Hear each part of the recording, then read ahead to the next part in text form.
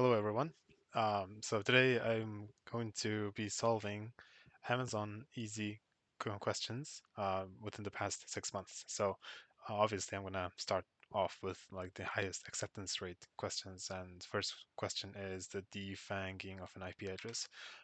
So your objective is to get the IP address to have like bracketed dot separation instead of just dot.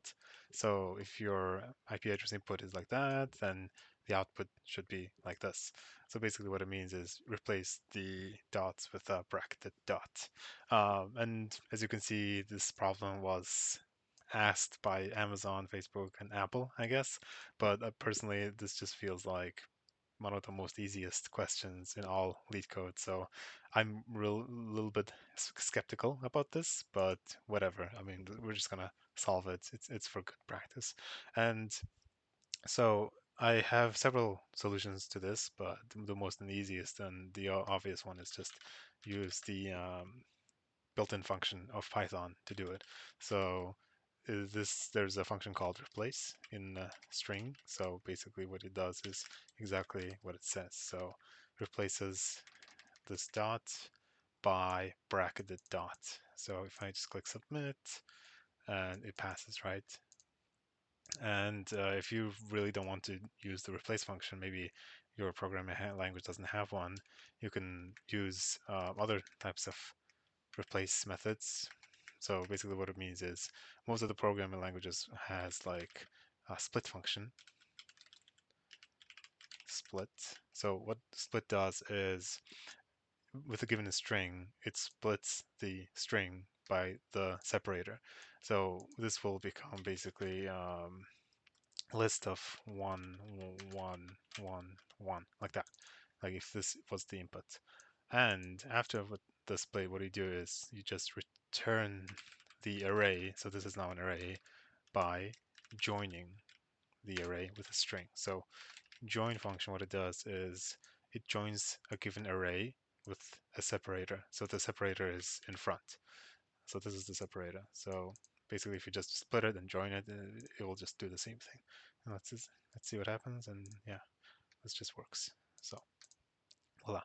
And this is obviously just being used single line. So I have to make this, otherwise it's just a repetitive code, right? So if I do this, it still works.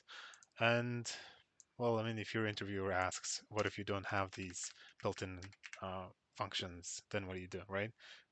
Maybe your interviewer is really curious about whether you can implement the replace function on yourself or not. So this is basically um, without built-in replace function, what do you do, right? So let's just create another string called response with an empty. And what my plan is, if I see a dot, then I'm just gonna add square bracket dot instead of it. So that's my plan. So I'll just loop through address by character, like that. And if this thing is a dot, then on the response, I will just add